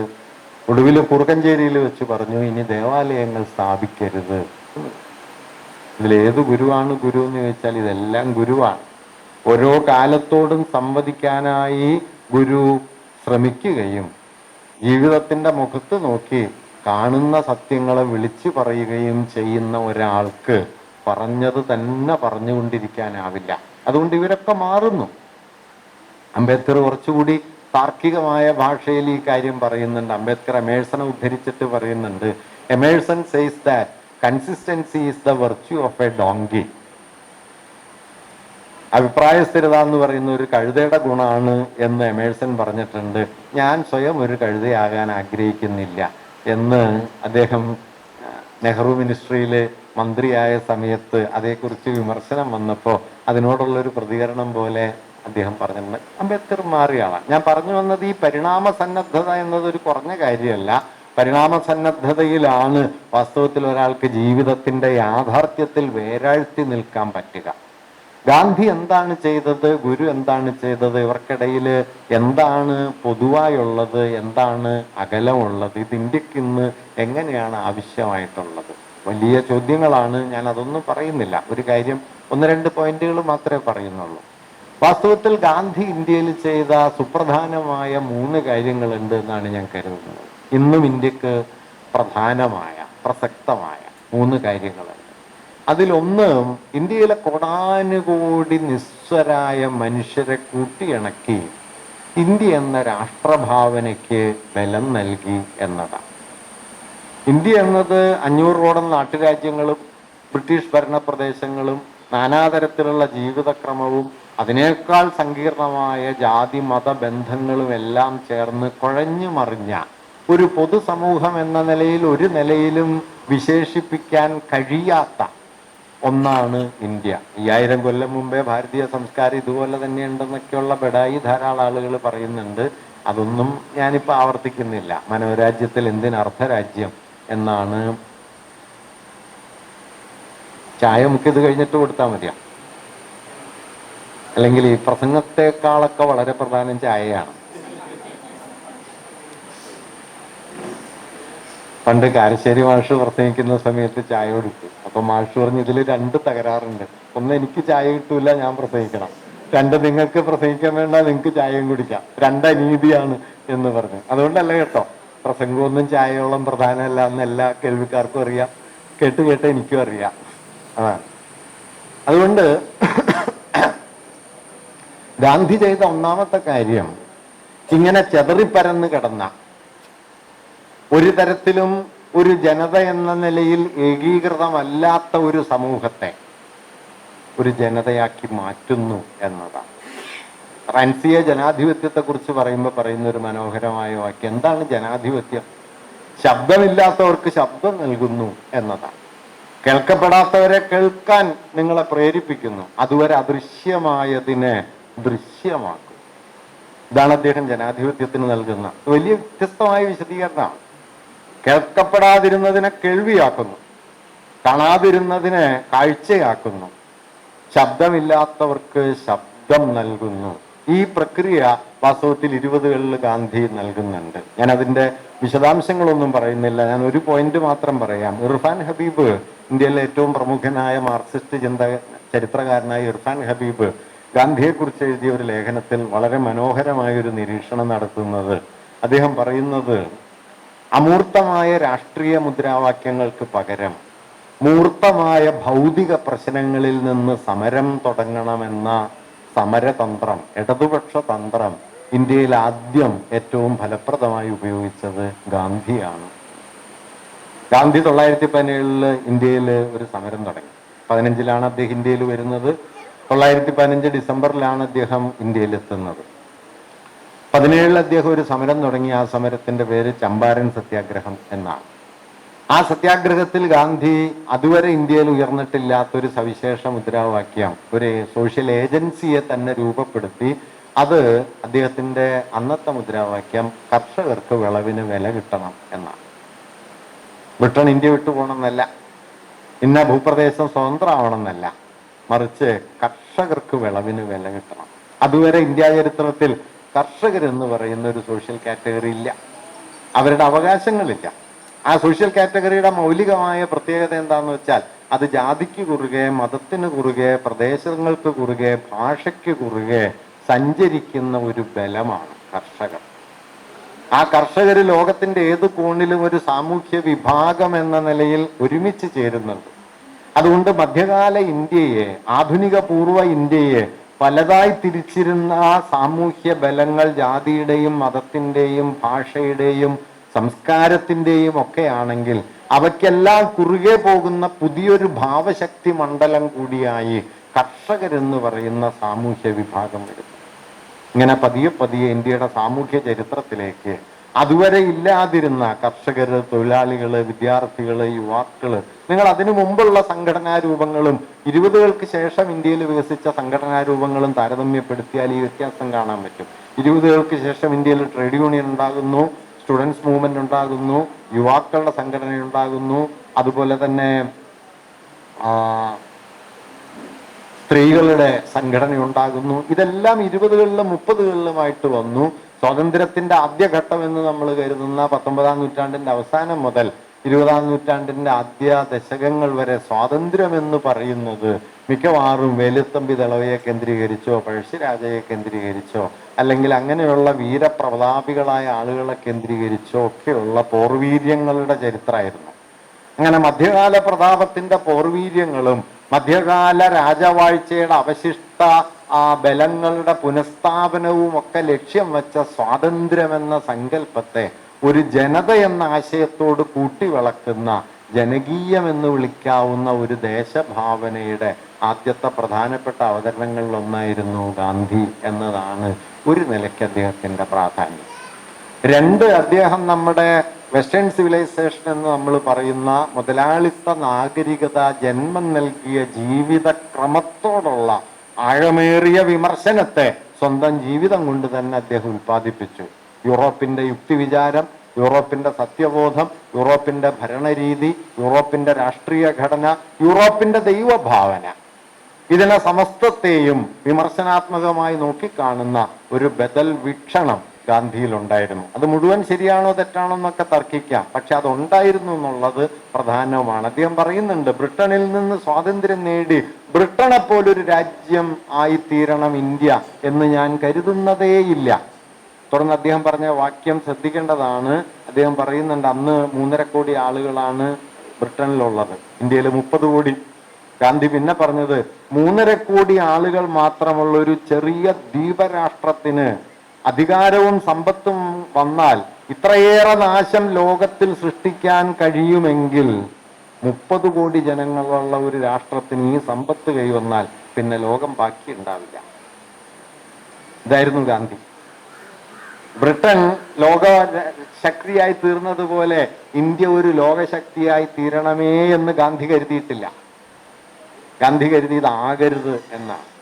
ഗാന്ധി സ്വാതന്ത്ര്യം എന്ന വാക്ക് ഉപയോഗിക്കാറില്ല എന്നുള്ളത് നിങ്ങൾ ശ്രദ്ധിച്ചിട്ടുണ്ടോ എന്ന് അറിഞ്ഞുകൂടാ. ഗാന്ധി ഉപയോഗിച്ചിരുന്ന വാക്ക് സ്വരാജ്യം എന്നാണ്. സ്വരാജ് ഇത് വളരെ വ്യത്യസ്തമാണ്. ലിബർട്ടി അല്ല, സ്വരാജ. ഇങ്ങനെ യൂറോപ്യൻ നാഗരികതയുടെ അടിസ്ഥാന ഘടനയോടുള്ള വിമർശനം ഗാന്ധിയിൽ ഉണ്ടായിരുന്നു. അത് രണ്ടാമത്തെ ഒരു കാര്യമാണ്. മൂന്നാമത്തെ ഒരു കാര്യം എന്താണെന്ന് വെച്ച് കഴിഞ്ഞാൽ, അത് ഇന്ത്യയിലെ നിർണായകമായ ഒരു ചരിത്ര മുഹൂർത്തത്തിൽ ഗാന്ധി എടുത്ത ഒരുപക്ഷെ സമാനതകളേതുമില്ലാത്ത നിലപാടാണ്. വിഭജനത്തിന്റെ സമയത്ത് ഡൽഹിയിലും കൽക്കട്ടയിലും ഒക്കെ ചോര ഒഴുകിക്കൊണ്ടേയിരുന്ന സമയത്ത് അതിൻ്റെ നടുവിൽ ധാർമ്മികതയുടെ എക്കാലത്തെയും വലിയ രൂപമായിട്ട് ഗാന്ധി നിലയുറപ്പിച്ചു എന്നതാണ്. വെറുതെ നിലയുറപ്പിച്ചതല്ല. കൽക്കട്ടയിൽ കലാപം തുടങ്ങി 1947 സെപ്റ്റംബർ 1 ഗാന്ധി നിരാഹാരം തുടങ്ങി. സെപ്റ്റംബർ 4 നിരാഹാരം അവസാനിക്കുമ്പോൾ കൽക്കട്ട ശാന്തമായിരുന്നു. രാജഗോപാലാചാരി അതിനെ വിളിച്ചത് കൽക്കട്ട മിറാക്കിൾ എന്നാണ്. ഗാന്ധി കൽക്കട്ടയിൽ സ്വാതന്ത്ര്യത്തിനൊക്കെ ഗാന്ധി കൽക്കട്ടയിലാണ്. കൽക്കട്ടയിലല്ല, ബേലിയാഘട്ട് എന്ന് പറയുന്ന ഒരു സ്ഥലത്താണ് ഗാന്ധി താമസിച്ചിരുന്നത്. ഹൈദരി മൻസിൽ എന്ന് പേരായ ഒരു കെട്ടിടത്തിലാണ്. അന്ന് രാത്രി ഒക്കെ അവിടെ ആഘോഷമായിരുന്നു. áഗസ്റ്റ് 31 രാത്രി ഗാന്ധിയുടെ വസതി ആക്രമിക്കപ്പെട്ടു. ഗാന്ധിയുടെ ചെവിക്കരികിലൂടെ, ലൂയി ഫിഷറൊക്കെ എഴുതുന്നുണ്ട്, ചെവിക്കരികിലൂടെ ഒരു ഇഷ്ടിക കഷ്ണം മൂളിപ്പാഞ്ഞുപോയി. അദ്ദേഹത്തിന്റെ അനുയായികൾക്ക് ആക്രമണം നേരിടേണ്ടതായി വന്നു.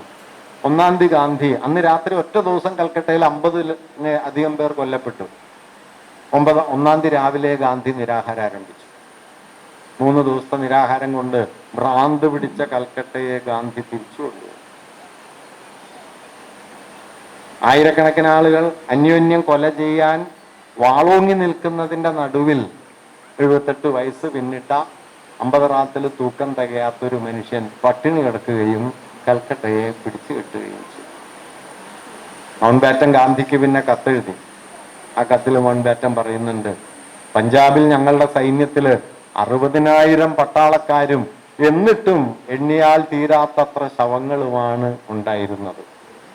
കൽക്കട്ടയിൽ ഞങ്ങളുടെ സൈന്യത്തിൽ ഒരാൾ മാത്രമേ ഉണ്ടായിരുന്നുള്ളൂ. ആത്മാവെ അങ്ങേക്ക് നന്ദി. ഒരാൾ, 78 വയസ്സ് പിന്നിട്ട ഒരാൾ, 50 റാത്തിൽ തൂക്കം തികയാത്ത ഒരാൾ, തൻ്റെ ധാർമ്മിക ബലം കൊണ്ട് കൽക്കട്ടയെ പിടിച്ചു കെട്ടുന്നത് നമുക്ക് കാണാൻ പറ്റുമായിരുന്നു. പിന്നീട് ഗാന്ധി ഡൽഹിക്ക് പോയി.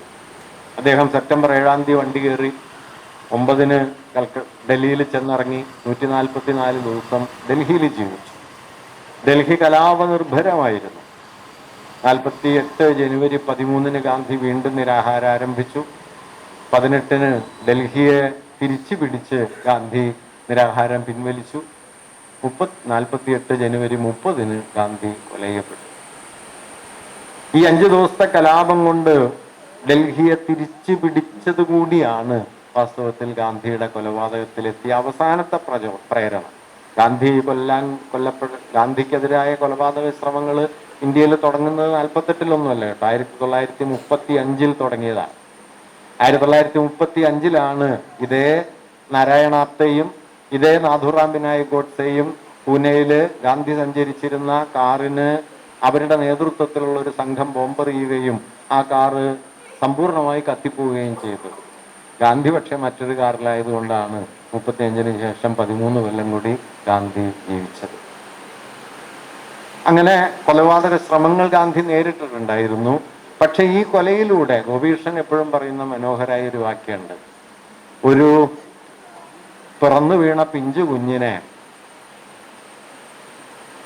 ഒരു ഭീകരജന്തുവിന്റെ കരാള ദംഷ്ട്രകളിൽ നിന്ന് രക്ഷിച്ചെടുക്കുന്നത് പോലെ ഇന്ത്യ എന്ന രാജ്യത്തെ വർഗീയതയുടെ കരാളതയിൽ നിന്ന് രക്ഷിച്ചെടുക്കുകയായിരുന്നു ഗാന്ധിജി എന്ന് കവി ഗാന്ധിജിയുടെ അന്നത്തെ ശ്രമങ്ങളെ കുറിച്ച് എഴുതി. ഈ 3 കാര്യങ്ങളിൽ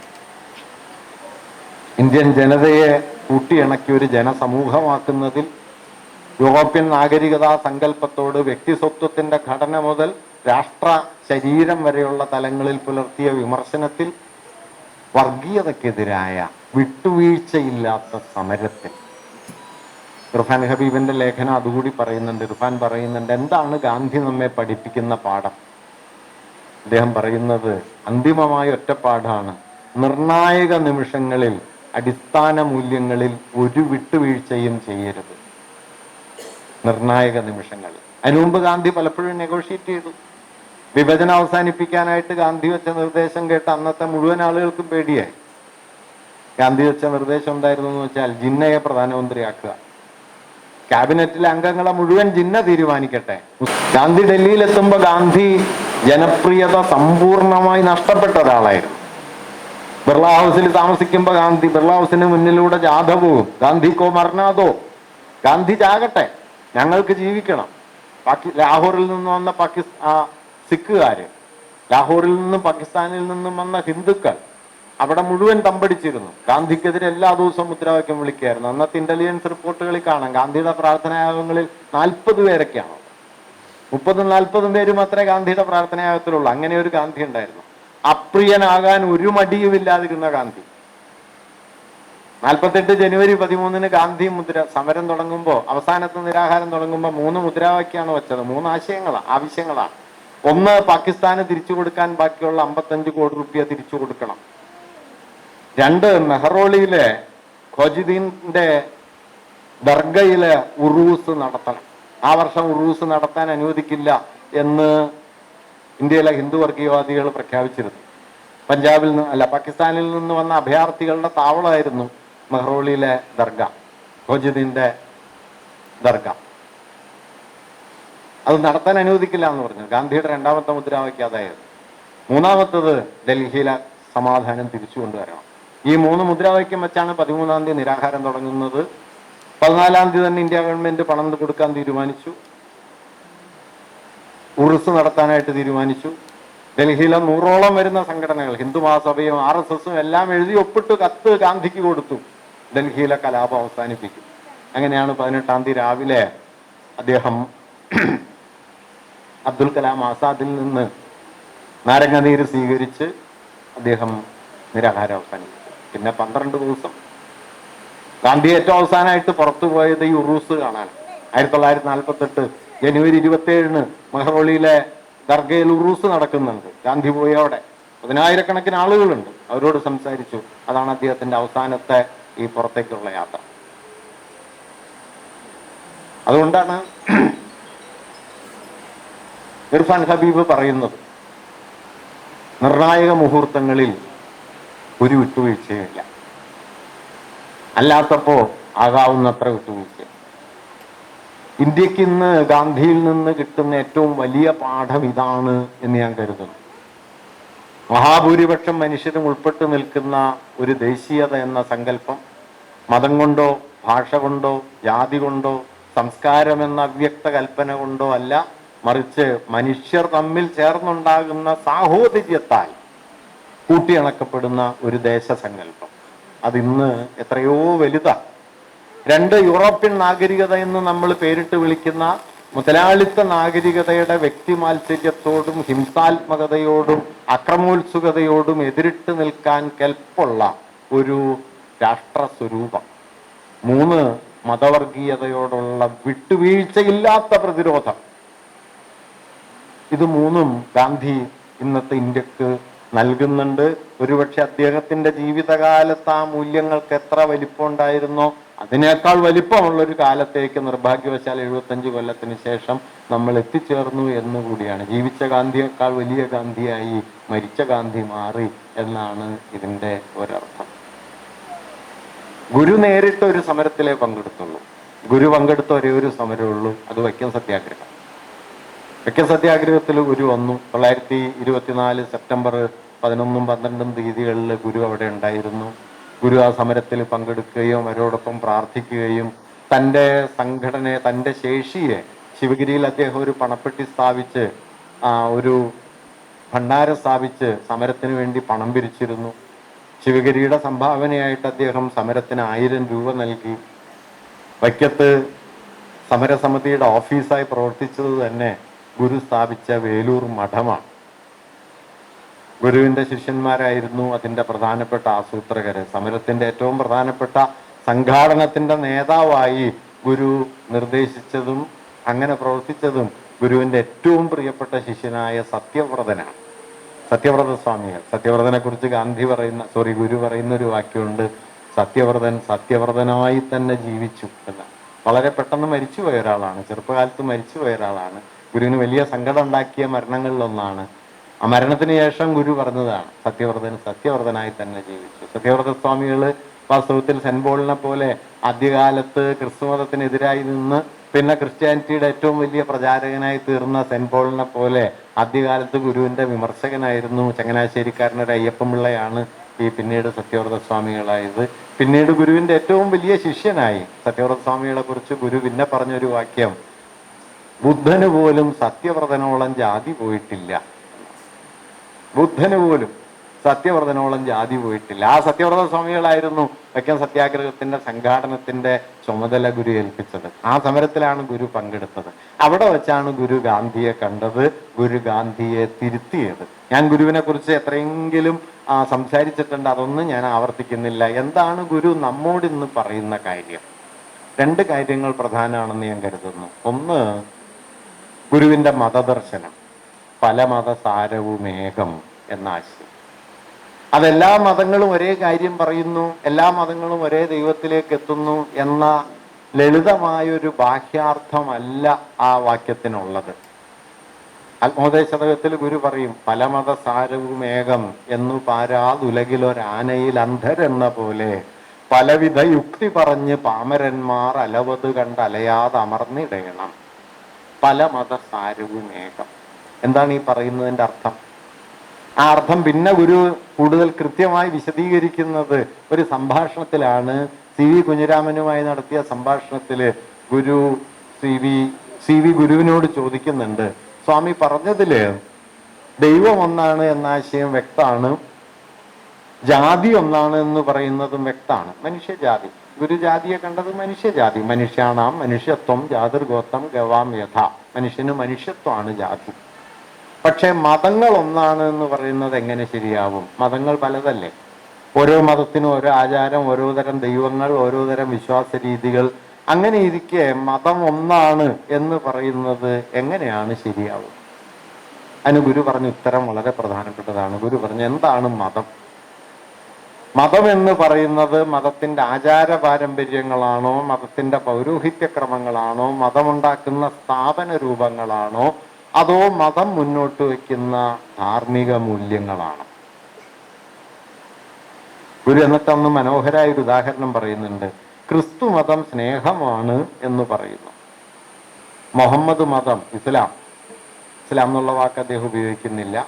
മുഹമ്മദ് മതം സാഹോദര്യമാണ് എന്ന് പറയുന്നു. ഓരോ മതത്തിനും അതിൻ്റെ കാതൽ എന്ന് വിളിക്കാവുന്ന ഒരു നൈതിക മൂല്യമുണ്ട്. ബുദ്ധമതം കരുണ എന്ന് പറയും, അദ്വൈത വേദാന്തം ഏകം എന്ന് പറയും, ക്രിസ്ത്യാനിറ്റി സ്നേഹം എന്ന് പറയും. നിന്നെ പോലെ നിന്റെ അയൽക്കാരനെ സ്നേഹിക്കുക എന്ന് മാത്രമല്ല, ശത്രുവിനെ സ്നേഹിക്കുക. ക്രിസ്ത്യാനിറ്റിയുടെ മത്തായിയുടെ സുവിശേഷത്തിൽ ഒരു വാക്യമുണ്ട്, നിന്നെ സ്നേഹിക്കുന്നവരെ നീ സ്നേഹിക്കുന്നതിൽ എന്താണ് അർത്ഥം? അത് ചുങ്കക്കാരും ചെയ്യുന്നില്ലയോ, പാപികളും ചെയ്യുന്നില്ലയോ? സ്നേഹം ഭാവത്തെ ഭേദിക്കുന്നത് എപ്പോഴാണ്? ശത്രുവിനെ സ്നേഹിക്കും. അതുകൊണ്ടാണ് കരംസോ ബ്രദേഴ്സിലെ അലോഷി എന്ന് പറയുന്ന കഥാപാത്രത്തെ കുറിച്ച് പിന്നീട് ഡെസ്റ്റോവ്സ്കി പറഞ്ഞു, ക്രിസ്തു സദൃശമായ സ്നേഹം മനുഷ്യർക്കിടയിൽ സാധ്യമാകുമോ എന്ന് അന്വേഷിക്കാൻ വേണ്ടിയാണ് ഞാൻ ഈ കഥാപാത്രത്തെ സൃഷ്ടിച്ചത്. ഒരു നോവൽ എങ്ങനെയാണ് ദൈവാന്വേഷണത്തിന്റെ പരമാർത്ഥത്തിലേക്ക് എത്തുന്നതെന്ന് കൂടിയാണ് ആ വാക്യം നമ്മോട് പറയുന്നത്. ക്രിസ്തു സദൃശമായ സ്നേഹം മനുഷ്യർക്കിടയിൽ സാധ്യമാകുമോ? അങ്ങനെ മതങ്ങൾ ഏകമെന്നും കാരുണയെന്നും സാഹോദര്യമെന്നും സ്നേഹമെന്നും ഒക്കെയുള്ള ആധാരമൂല്യങ്ങളിൽ നിലയുറപ്പിക്കുന്നുണ്ട്. ഗുരു കരുതിയത് ഈ മൂല്യമാണ് മതം, ബാക്കിയൊക്കെ മാറും. ആചാരങ്ങളൊന്നും കാലത്തിൽ നിൽക്കില്ല കേട്ടോ, ആചാരങ്ങളൊക്കെ മാറും. ഇന്നൊരു മതത്തിന്റെ ഹൃദയതത്വം എന്ന് നാം കരുതുന്ന ആചാരം പോലും ഒരു കാലത്തിൽ ഉണ്ടായതാണ്, ഇനിയൊരു കാലത്തിൽ മാറും. മാറില്ല എന്ന് ഇപ്പൊ ചിലരിങ്ങനെ വാശി പിടിക്കുന്നുണ്ട്. വാശി പിടിച്ചവരും മാറും. ഇപ്പൊ 1924 വൈക്കം സത്യാഗ്രഹത്തിൽ ഗുരു വന്നല്ല, ഗാന്ധി വന്നല്ല. ഗാന്ധി ഇണ്ണതുരുത്തി മനയെ പോയി. നമ്പ്യാതിരിയോട് ഗാന്ധി ചോദിച്ചു, ഇവർക്ക് വഴി നടക്കാനുള്ള അവകാശം നൽകാൻ സർക്കാർ ഉത്തരവിട്ടാൽ നിങ്ങൾ എന്ത് ചെയ്യും? അപ്പൊ നമ്പ്യാതിരി പറഞ്ഞു, ഞങ്ങൾ ഈ അമ്പലം വേണ്ടെന്ന് വെക്കും. 1936 ക്ഷേത്രപ്രവേശന വിളംബരം വന്നു. ഒരമ്പലവും വേണ്ടെന്ന് വെച്ചില്ല. ഇത്രയേ ഉള്ളൂ മാറല്. ഒരമ്പലവും വേണ്ടെന്ന് വെച്ചില്ല. ക്ഷേത്രപ്രവേശനത്തിന്റെ വിളംബരത്തിന്റെ പേരിൽ ഇന്ത്യയിലെ, കേരളത്തിലെ ഒരു ഊരാള കൂട്ടായ്മയും തങ്ങളുടെ ക്ഷേത്രം വേണ്ടെന്ന് വെച്ചിട്ടില്ല. വാസ്തവത്തിൽ വരവ് കൂടി കേട്ടോ. ഞാൻ അതിന്റെ കഥ പറയണില്ല. എല്ലാവരും വരാൻ തുടങ്ങിയപ്പോ വരവ് കൂടി. ആള് വരവ് മാത്രമല്ല, വരവ്. ക്ഷേത്രങ്ങളൊക്കെ വലുതായത് അങ്ങനെയും കൂടിയാ. അത് പോട്ടെ, അത് വേറൊരു കഥ. അപ്പൊ ഞാൻ പറഞ്ഞു വന്നത് എന്താന്ന് വെച്ച് കഴിഞ്ഞാൽ, ഇങ്ങനെ ഈ മതമെന്ന് പറയുന്നതിനെ ആചാരങ്ങളായിട്ടോ സ്ഥാപനങ്ങളായിട്ടോ പൗരോഹിത്യ ക്രമങ്ങളായിട്ടോ കാണാതെ മതങ്ങളെ മൂല്യമായിട്ട് കാണണം. അതാണ് ഗുരു പറഞ്ഞത്. ക്രിസ്തുമതം സ്നേഹമാണെന്ന് പറയുന്നു, മുഹമ്മദ് മതം സാഹോദര്യമാണെന്ന് പറയുന്നു. അടുത്ത വരി കേൾക്കേണ്ടതാണ്. സ്നേഹമില്ലാതെ സാഹോദര്യമോ സാഹോദര്യമില്ലാതെ സ്നേഹമോ സാധ്യമല്ലെന്നിരിക്കെ മതഭേദങ്ങൾക്ക് എന്താണ് അർത്ഥം? വാസ്തവത്തിൽ ഗുരു ഓണ്ടോളജിക്കലായി ഭാവപരമായി മതത്തെ പൊളിച്ചു പണിയാണ്. എന്താണ് മതം? മതത്തിൽ ഒരുപാട് എലമെന്റ്സ് ഉണ്ട്. അതിൽ റിച്വൽ പ്രാക്ടീസസ് ഉണ്ട്, അനുഷ്ഠാനക്രമങ്ങൾ ഉണ്ടാവും, ആചാരരീതികൾ ഉണ്ടാവും, സ്ഥാപനങ്ങൾ ഉണ്ടാവും, പുരോഹിതന്മാരുണ്ടാവും. ഇതല്ല മതമെന്നും, മതമെന്നത് അത് വാഗ്ദാനം ചെയ്യുന്ന സാർവലൗകികമായ ഒരു മൂല്യമാണ് എന്നുമാണ് ഗുരു മലയാളിയോട് പറയാൻ ശ്രമിച്ചത്. ഒരുപക്ഷെ മലയാളി ഏറ്റവും കുറച്ച് മനസ്സിലാക്കിയ ആശയം അതാണ്. ഗുരു പറഞ്ഞത് മതം ഈ കാണുന്നതൊന്നുമല്ല. തുടർന്ന് അദ്ദേഹം പറയുന്ന ഒരു വാക്യമുണ്ട് കേട്ടോ, കേട്ടാ ഞെട്ടിപ്പോണ വാക്യമാണ്. അദ്ദേഹം പറഞ്ഞു, മതം അറിഞ്ഞവന് മതം ബാധകല്ല. മതം അറിഞ്ഞവന് മതം ബാധകല്ല. ഉദാഹരണം എന്താണ്? ബുദ്ധമതം ഉണ്ടായിട്ടാണോ ബുദ്ധൻ ഉണ്ടായത്? ഗുരുവിന്റെ ചോദ്യം. മതം അറിഞ്ഞവന് മതം ബാധകല്ല. മതം എന്ന് പറയുന്നത് ഈ മതത്തിന്റെ കാതലായ മൂല്യത്തിലേക്ക് നിങ്ങൾ കടന്നാൽ പിന്നെ മതം എന്ന പേരിൽ നമുക്ക് ചുറ്റുമുള്ള ആചാരങ്ങൾ, പൗരോഹിത്യക്രമങ്ങൾ, സ്ഥാപന രൂപങ്ങൾ ഇതൊന്നും പ്രധാനമല്ല. ഗാന്ധി താനൊരു സനാതന ഹിന്ദു ആണെന്ന് കരുതിയിരുന്നു. ഇന്ത്യയിൽ ഒരൊറ്റ ക്ഷേത്രത്തിൽ അദ്ദേഹം പോയില്ല. ഗാന്ധി ദേവാലയങ്ങളിൽ പോയിട്ടേ ഇല്ല. മതം അറിഞ്ഞവന് മതം പ്രമാണമല്ല. ഈശ്വര അല്ലാ തേരെ നാം സബ്കോ സന്മതി ദേ ഭഗവൻ. അതുകൊണ്ട് ഈ മതമെന്ന് പറയുന്നതിനെ ഗുരു നടത്തിയ ഓണ്ടോളജിക്കൽ എന്ന് വിളിക്കാവുന്ന ഭവപരമായ അതിൻ്റെ അഴിച്ചുപണി ഒരുപക്ഷെ ഇന്നത്തെ മതജീവിതത്തിലേക്ക് ഏറ്റവും പ്രധാനപ്പെട്ടതാണ്. മതജീവിതത്തെ നമുക്ക് എളുപ്പമില്ലാണ്ടാക്കാനൊന്നും പറ്റില്ല. മതം ഇന്ത്യൻ ജീവിതത്തിൽ ഏറ്റവും ആഴത്തിൽ വേരുപിടിച്ച് പ്രവർത്തിക്കുന്ന മറ്റേതിനേക്കാളും ശക്തിയുള്ള ഒരു ഭാവനാബന്ധത്തിന്റെ പേരാണ് ദൈവവും മതവും എന്നത്. അത് ഇന്ത്യയിൽ വളരെ ശക്തമാണ്. പി ഗോവിന്ദപിള്ള പണ്ടൊരിക്കൽ എഴുതുന്നുണ്ട്, ലോകത്തെ മറ്റൊരു രാജ്യത്തും ഇതിഹാസ കഥാപാത്രങ്ങൾക്ക് ദൈനംദിന ജീവിതത്തിൽ ഇങ്ങനെ ഒരു റോൾ ഉണ്ടാവില്ല. അദ്ദേഹം പറയുന്നുണ്ട്, യുളീസിസിനെയോ അഗമെമ്നോണിനെയോ ഒക്കെ നിങ്ങൾക്ക് യൂറോപ്പിൽ ചെന്ന വല്ല ലിറ്റററി സാഹിത്യ പഠന ക്ലാസ്സുകളിലും ചിലപ്പോൾ കേൾക്കാന്നല്ലാതെ എല്ലാ ദിവസവും പഞ്ചായത്ത് റോട്ടിൽ യുളീസസ് വരില്ല. പക്ഷെ നമ്മുടെ നാട്ടിൽ എല്ലാ ദിവസവും പഞ്ചായത്ത് റോട്ടിൽ രാമനും കൃഷ്ണനും സർവ്വ ദൈവങ്ങളും വരും. ദൈവങ്ങൾ വരുന്നു മാത്രമല്ല, വോട്ട് പിടിക്കാനുള്ള ഏറ്റവും പ്രധാനപ്പെട്ട വഴി രാമന്റെ വഴിയാണ് എന്ന് വരും. അദ്ദേഹം അതുകൊണ്ട് പറയുന്നുണ്ട്, അതുകൊണ്ട് നിങ്ങൾ ഇതിനെ അഴിക്കണം എന്ന് PG ഇതിഹാസങ്ങളെ കുറിച്ച് എഴുതുന്നുണ്ട്. ഗുരു ചെയ്ത ഒരു പ്രധാനപ്പെട്ട കാര്യമാണ്, മതമില്ല എന്ന് പറയല്ല, പക്ഷെ മതത്തിന്റെ കാതൽ ഇതല്ല. ദൈവഭാവന എന്താ? അതുകൂടി പറഞ്ഞ് ഞാൻ അവസാനിപ്പിക്കാം. അനുകമ്പാദശകം. അനുകമ്പാ ദശകം തുടങ്ങുന്നു, ഒരു വീട എറുമ്പിനും വരുത്തരുതെന്ന് അനുകമ്പയും സദാ കരുണാകര നൽകുള്ളിൽ നിൻ തിരുമൈ വിട്ടകലാത്ത ചിന്തയും. നിങ്ങൾ ആ കവിത ശ്രദ്ധിച്ചാല് ആ കവിതക്കകത്ത് കൗതുകമുള്ളൊരു കാര്യമാണ്. പറഞ്ഞു നേരം പോകുന്നു, 5 മിനിറ്റ് കൊണ്ട് അവസാനിപ്പിക്കാട്ടോ. ഞാനിത് കുറച്ചു നേരമായി പറയാൻ തുടങ്ങിയിട്ടൊന്നും നിങ്ങൾ ഓർക്കണ്ടാവും. ഇയാൾ അവസാനിപ്പിക്കാന്ന് പറഞ്ഞിട്ട് കുറെ നേരം ആയല്ലോ, അവസാനിക്കുന്നില്ലല്ലോ എന്ന്. അനുകമ്പാദശകത്തിൽ ഒരു വരിയുണ്ട്, അരുളൻപ് അനുകമ്പ മൂന്നിനും പൊരുളൊന്നാണിത് ജീവതാരകം, അരുളുള്ളവനാണ് ജീവി എന്നുരുവിട്ടിടുക ഈ നവാക്ഷരി എന്നൊരു ശ്ലോകം. അരുളൻപ് അനുകമ്പ, അരുള്, അൻപ്, അനുകമ്പ മൂന്നിനും പൊരുളൊന്നാണ്. മൂന്നൊന്നാണ്. എന്താണ് അരുൾ? പ്രാപഞ്ചികമായ വ്യാപ്തിയെക്കുറിച്ചും അതിൻ്റെ ഉള്ളടക്കത്തെക്കുറിച്ചുമുള്ള നമ്മുടെ അറിവാണ് അരുൾ. അറിവാണ്. അൻപ് സ്നേഹ, അനുകമ്പ നമുക്കൊക്കെ അറിയുന്ന മറ്റുള്ളവരോടുള്ള നമ്മുടെ സഹാനുഭാവമാണ്. മൂന്നിനും പൊരുളൊന്നാണ്. മൂന്നൊന്നു തന്നെയാണ്. അരുളുള്ളവനാണ് ജീവി. ജീവി അറിയുന്നവനാണ്. ഉരുവിട്ടിടുക ഈ നവാക്ഷരി. ഇങ്ങനെ അരുളിനെയാണ് ഗുരു കവിതയിൽ കേന്ദ്രത്തിൽ പ്രതിഷ്ഠിക്കുന്നതായി തോന്നുകയെങ്കിലും ആ കൃതിയുടെ പേര് അനുകമ്പാദശകം. ഇതേക്കുറിച്ച് വിശദീകരിക്കുമ്പോൾ സമീപ ദിവസങ്ങളിൽ മരിച്ചുപോയ മുനി നാരായണ പ്രസാദ് രസമുള്ള ഒരു ആശയം പറയുന്നുണ്ട്. അദ്ദേഹം പറയുന്നത് അരുളും അൻപും എന്നതിൽ നിന്ന് അനുകമ്പയ്ക്കൊരു വ്യത്യാസമുണ്ട്. ആ വ്യത്യാസം എന്താന്ന് വെച്ചാൽ, അരുള് ഞാൻ അറിയുന്നതാണ് ലോകത്തെ, ലോകത്തിന്റെ ആകത്തുകയെ, യാഥാർത്ഥ്യത്തിന്റെ അകപ്പൊരുളിനെ ഞാൻ അറിയുന്നതാണ് അരുൾ. അൻപ് എന്നുള്ളത് എനിക്ക് മറ്റൊരാളോട് തോന്നുന്ന സ്നേഹം. രണ്ടിലും അരുളിന്റെയും അൻപിന്റെയും കേന്ദ്രം ഞാനാണ്. അനുകമ്പയാകട്ടെ മറ്റൊരാളുടെ ദുഃഖത്തോടുള്ള ചേർന്നുകൊണ്ടുള്ള എൻ്റെ ദുഃഖം. മറ്റൊരാളുടെ ദുഃഖത്തെ ഞാൻ അനുഭവിച്ചറിയുന്നതാണ്. ആ ദുഃഖം എൻ്റേത് കൂടിയായി തീരുകയാണ്. അതാണ് അനുകമ്പ. അനുകമ്പയുടെ കേന്ദ്രം ഞാനല്ല, അനുകമ്പയുടെ കേന്ദ്രം അപരാണ്. അപരം. ഈ അപരത്തിലേക്ക് ദൈവഭാവനയെ മുഴുവൻ അഴിച്ചു പണിയുന്ന ഒരു പ്രവൃത്തിയാണ് വാസ്തവത്തിൽ അനുകമ്പാദശകത്തിൽ അദ്ദേഹം ചെയ്യുന്നത്. അതുകൊണ്ടാണ് ലഭ്യമായ എല്ലാ ദൈവസങ്കല്പങ്ങളെയും അനുകമ്പ എന്ന ആശയത്തിലേക്ക് അദ്ദേഹം ആ കൃതിയിൽ കൂട്ടിയിണക്കുന്നത്. പരമാർത്ഥമുരച്ചു തേർവിടും പൊരുളോ ഭൂതദയാ ക്ഷമാബ്ധിയോ കരുണാവാൻ നബി മുത്തുരത്നമോ പരമേശ പവിത്രപുത്രനോ നരദിവ്യാകൃതി പൂണ്ട ദൈവമോ എന്നെല്ലാം അദ്ദേഹം ചോദിക്കും. പരമേശ പവിത്രപുത്രൻ ക്രിസ്തുവാണോ? കരുണാവാൻ നബി മുത്തുരത്നമാണോ? പരമാർത്ഥമുരച്ച് തേർവിടും പൊരുളാണോ? കൃഷ്ണനാണോ? ഭൂതദയാ ക്ഷമാബ്ധിയായ ബുദ്ധനാണോ?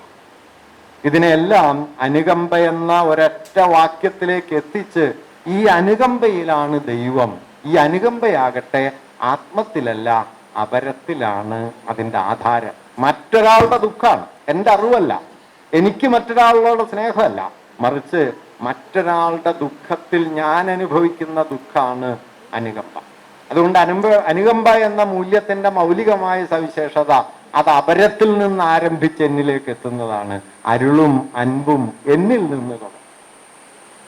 പ്രിയം അപരപ്രിയം അതൻ പ്രിയം സ്വകീയ പ്രിയം അപരപ്രിയം. ഇങ്ങനെ ദൈവഭാവനയെ, മതബോധത്തെ ഒക്കെ മാനുഷികതയുടെ വിശാല മൂല്യത്തിൽ, ഇതിൽ പൊളിറ്റിക്കലായ വലിയൊരു തലം കൂടിയുണ്ട്. അതെന്താന്ന് വെച്ചാൽ സെൽഫിൽ നിർത്താതെ സെൽഫിനെ അതറിലേക്ക് നീക്കി നിർത്തുന്നതാണ് ഗുരു ചെയ്യുന്ന ഒരു കാര്യം. ആത്മം എന്ന് പറയുന്നത് അവനവൻ ആത്മസുഖത്തിനാചരിക്കുന്നത് അപരന്റെ ഗുണത്തിനായി വരണം. ആത്മത്തെക്കുറിച്ച്, സെൽഫിനെ കുറിച്ചുള്ള മാർസിന്റെ അതിപ്രസിദ്ധമായ നിരീക്ഷണമുണ്ട്. Man is an ensemble of social relations എന്ന് പറയും. മനുഷ്യൻ സാമൂഹ്യ ബന്ധങ്ങളുടെ ഒരു കൂടിച്ചേരലാണ്, സമുച്ചയമാണ്. അതുകൊണ്ട് അപരത്തിൽ നിന്ന് ഞാൻ ഉണ്ടാവുകയാണ്, എന്നിൽ നിന്ന് അപരുണ്ടാവുക. അതുകൊണ്ട് അപരോന്മുഖതയിലാണ് ആത്മം, അപരപ്രിയത്വമാണ് ആത്മപ്രിയം എന്ന് വരുത്തിക്കൊണ്ട് ദൈവഭാവനയെ ആധുനികമായ ജനാധിപത്യ ബോധത്തിന്റെ, നീതിബോധത്തിന്റെ വലിയ ആവിഷ്കാരം കൂടി ആക്കി മാറ്റുന്ന അത്യുന്നതമായ ഒരു ദാർശനികമായ ഇടപെടലാണ് വാസ്തവത്തിൽ ഗുരു നടത്തിയത്. നിർഭാഗ്യവശാൽ അതും ആരും അറിയുന്നില്ല എന്ന് ഏതാണ്ട് ഗുരുവിന് തോന്നിയിരുന്നു. ന ബ്രാഹ്മണാതിരസൈവം ഹാ തത്വം വേത്തി ഗോപിന എന്നാണ് ആ ശ്ലോകം അവസാനിക്കുന്നത്. ആരും ഇതറിയുന്നില്ലല്ലോ. ജാതിനിർണയത്തിൽ തുടങ്ങുന്നത് അങ്ങനെയാണ്. മനുഷ്യാണാം മനുഷ്യത്വം ജാതിർഗോത്തം ഗവാം യഥാ ന ബ്രാഹ്മണാതിരസൈവം ആ തത്വം വേത്തി ഗോപിന. ആരും അറിയുന്നില്ലല്ലോ. ഞാനത് വായിക്കുമ്പോഴൊക്കെ മഹാഭാരതത്തിലെ ഒരു ശ്ലോകം ഇങ്ങനെ ഓർമ്മയിൽ വരും. മഹാഭാരതം അവസാനിക്കുന്ന സമയത്ത് വ്യാസന്റേതായി കാണുന്ന ഒരു ശ്ലോകമുണ്ട്. വൃദ്ധബാഹുർ വിരൗമ്യേഷ്യ നജകശ്ചിൽ ശൃണോതിമാം. ഞാൻ ഇരു കൈകളും ഉയർത്തി വിലപിക്കുന്നു, ആരും ഇത് കേൾക്കുന്നില്ലല്ലോ.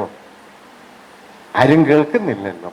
ഏതോ നിലയിൽ വ്യാസന്റെ ആ ദുഃഖം ഗുരുവിലുണ്ടായിരുന്നു. അഴീക്കോട് മാഷ് പുസ്തകത്തിനിട്ട പേരതാ, ഗുരുവിന്റെ ദുഃഖം. അത് അദ്ദേഹം ഈ ഭാഗം ഉദ്ധരിക്കുന്നുണ്ട്. ആ തത്വം വേത്തി ഗോപിന. അങ്ങനെ കേൾക്കപ്പെടാതെ പോയ ഒരു മഹാതത്വം വാസ്തവത്തിൽ ഭാവിക്ക് വേണ്ടി ഗുരുവിൽ നിന്ന് പുറപ്പെടുന്നുണ്ട്. പല മതസാരവും ഏകമെന്നതും പ്രിയം അപരപ്രിയം അതൻ പ്രിയമെന്നതും. ഇതൊന്നും ആധ്യാത്മിക തത്വങ്ങളല്ല, മതതത്വങ്ങളല്ല. ഇത് മാനുഷികതയുടെ നൈതികമായ ആധാരമായിരിക്കാനുള്ള ഏറ്റവും ബലിഷ്ഠമായ ആശയാടിസ്ഥാനങ്ങളാണ്. അവ നൽകി എന്നതാണ് ഒരുപക്ഷെ നമ്മുടെ കാലത്തിലേക്ക് ഗുരു നൽകിയ ഏറ്റവും വലിയ തുടർച്ച എന്നാണ് ഞാൻ കരുതുന്നത്. അങ്ങനെ നമ്മുടെ കാലത്തെ വലയം ചെയ്യുന്ന ഇരുട്ടിനോട് രാഷ്ട്രീയമായും നൈതികമായും സാമൂഹികമായും പ്രതിരോധമുയർത്താൻ ഇന്ത്യക്ക് കൈവന്ന, കേരളത്തിന് കൈവന്ന വലിയ രണ്ട് പാരമ്പര്യങ്ങളാണ് വാസ്തവത്തിൽ ഗാന്ധിയുടെയും ഗുരുവിൻ്റെയും. അതുകൊണ്ട് എന്തിനിവരെ ഓർക്കണം എന്ന് ചോദിച്ചാൽ, വാൾട്ടർ ബെഞ്ചമിൻ എന്ന് പറയുന്ന ചിന്തകൻ പണ്ട് പറയുന്നുണ്ട്, ചരിത്രം എന്ന് പറയുന്നത് ഭൂതകാലത്തിന്റെ കണക്കെടുപ്പൊന്നുമല്ല. എന്നിട്ട് അദ്ദേഹം പറയും, ആപത്തിന്റെ നിമിഷങ്ങളിൽ മനസ്സിലൂടെ മിന്നിമായുന്ന ഓർമ്മകളെ കയ്യെത്തിപ്പിടിക്കലാണ് ചരിത്രം. അത്യാപത്തിന്റെ ഈ ഇരുണ്ട മുഹൂർത്തത്തിൽ നമുക്ക് കയ്യെത്തിപ്പിടിക്കാവുന്ന ഏറ്റവും പ്രകാശപൂർണമായ രണ്ട് ഓർമ്മകളാണ് ഗാന്ധിയും ഗുരുവും എന്നാണ് ഞാൻ കരുതുന്നത്.